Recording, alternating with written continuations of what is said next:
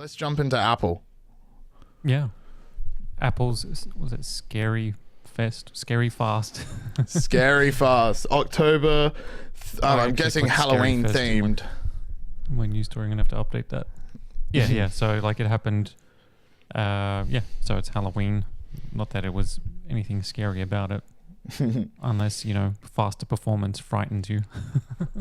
I mean, gets me going. Mm-hmm. So what do we know? The new M3 chips are coming to MacBook Pro laptops. From what I didn't report on this story, but I did do a little bit of reading as I'm very interested in what Apple makes.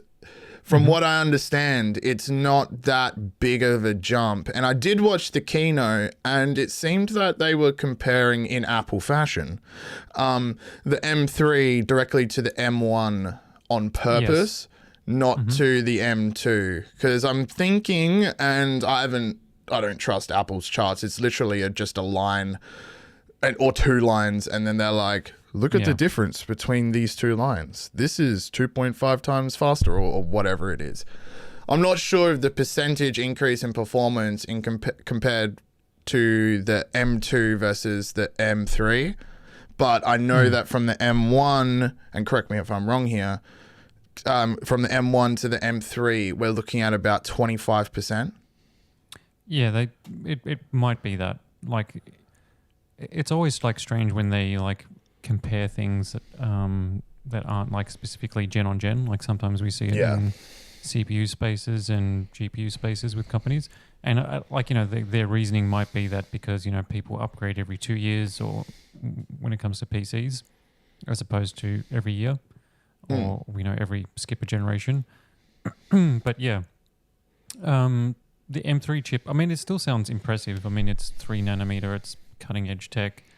And the iMacs are pretty, thin and slick, and you got the Apple style, so it's not exactly a big chunky sort of iMac.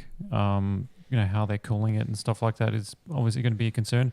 But I think like the big letdown from the new M3 iMacs is some of the specs seem a little bit outdated. Like entry level, like the baseline model. Of the 24-inch, you get 8 gigabytes of unified memory. Oh. So if you were getting like a desktop PC now, would you like settle for like that unified memory which covers VRAM and system RAM? No, I would not. M3 I need at least 16 gig. Yeah. So they offer up to 24 gig, which should be the standard.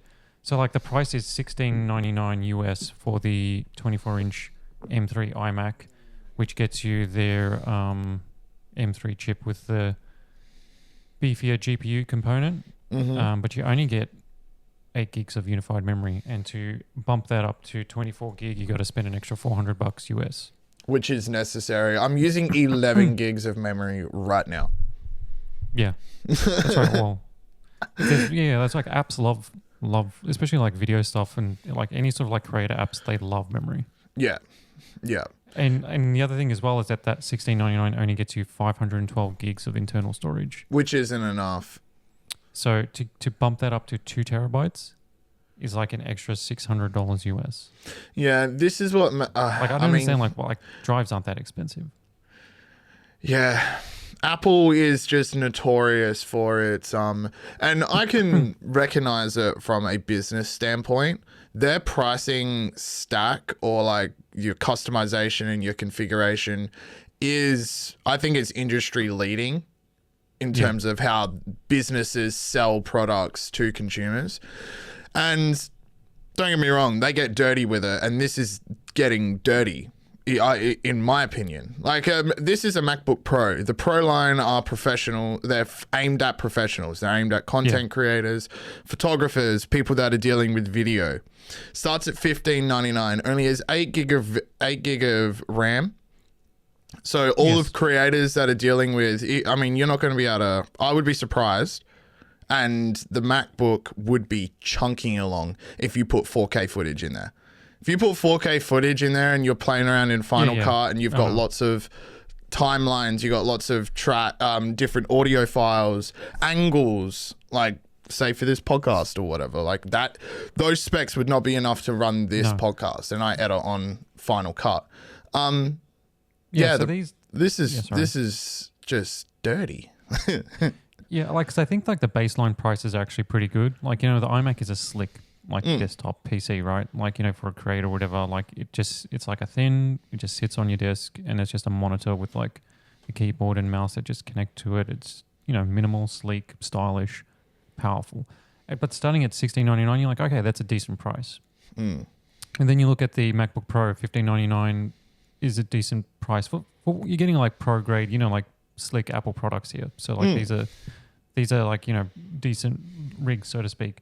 But like to get the extras, like for the iMac is like an extra $1,000 US to get the memory and the storage that you need. And it's the same for like the MacBook Pros. Like the price looks okay, but then you're like, well, add that, and next thing you know, it's double what the listing. Especially if you're if you're a content creator dealing with, or let's just say you're a wedding photographer or something like that, or a wedding photographer that does videography at the same time. You're dealing with a lot of files. You're bouncing. You might have 3 of these apps open, such as like Photoshop, or if you're doing Cinema 4D text, and then you also got Final Cut on there as well. And if you're pushing it, you need to spend that $300. You need to spend that extra $400. Like 512 gigabytes is just not enough.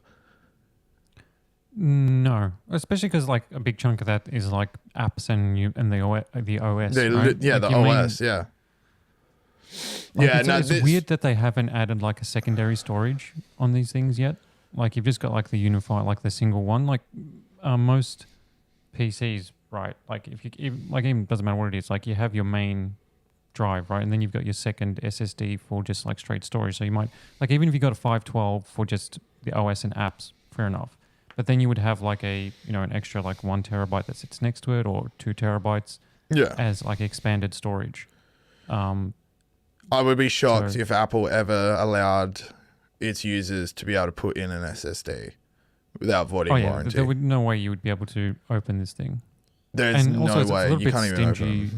Because you've got like 2 USB ports and 2 Thunderbolt ports.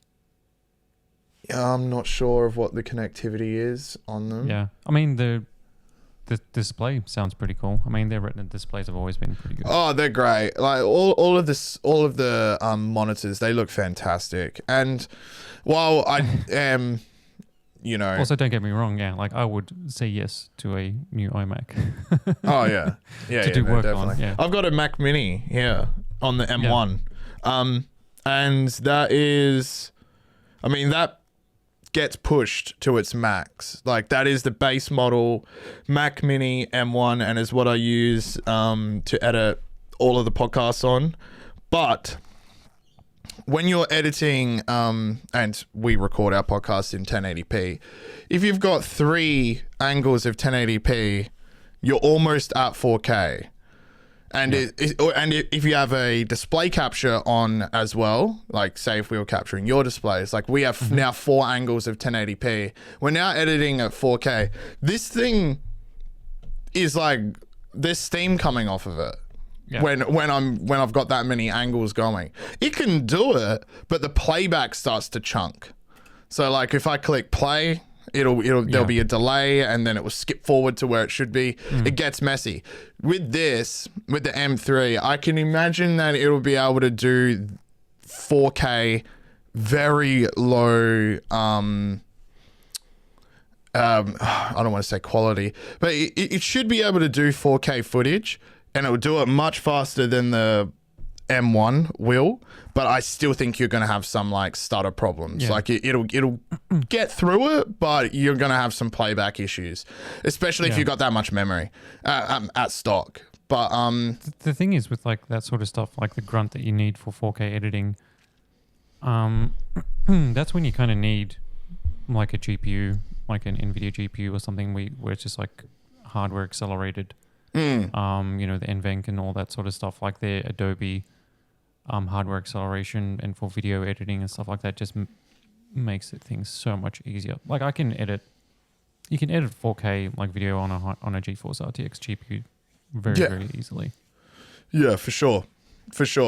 I just really like Final Cut and Apple's OS. It just makes creating really easy. It's really stable. Intuitive. Yeah. I know you can do the same things on like in DaVinci Resolve and other program like After Effects and stuff like that. That's all very good. I just learned Final Cut and it just makes it easy. AirDrop is something that we use in the studio every single day, like for moving files from the Mac Mini to the I got a 17-inch MacBook Pro, and it's running I think it's the last Intel chip on there, so it's like the model before they went to Apple's in-house chips, and I'm very upset about that, Costa. The fact that I own a MacBook Pro that could cook an egg. That's how hot it gets when I'm trying to do video editing on there, and it's because of that Intel chip. Yeah, well, they say that the M3 is 2.5 times faster than the Intel iMacs. See, it's wild that they're comparing a 2023 chip to something that came out in 2017. Yeah. it is like yeah, I know. Like the claims for like their M chips, like when they first announced the M1, remember they were saying like they even like what did they weirdly put up like some graph of like saying like it's like a faster GPU than a 3090 or something like that. They did something crazy with like GPU horsepower that wasn't really representative of what it can do. So like they are like powerful, like like especially in iPhones and MacBooks, but like it's not a replacement for a bleeding edge desktop rig. No, I wouldn't pick up an M3 chip, one of these M3 MacBooks if you had an M1, especially if you had like a M1 MacBook Pro Max. Like you had all of the configurations, you had the extra storage, you had the extra unified memory. If you had all of that, I don't think you need to be looking at these.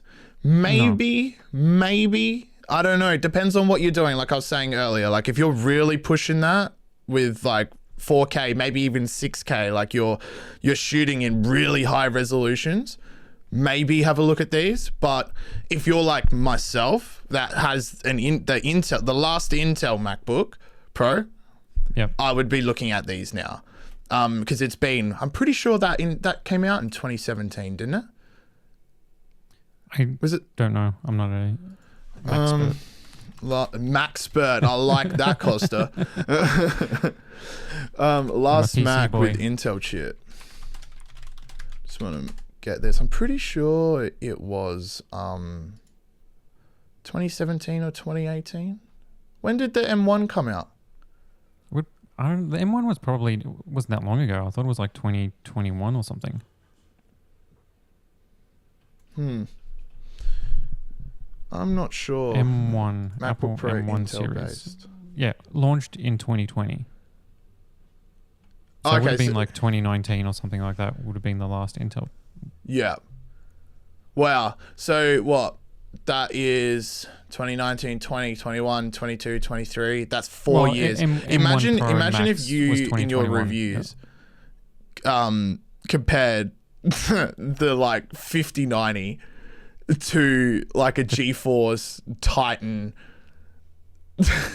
from like the 10 series or something like that.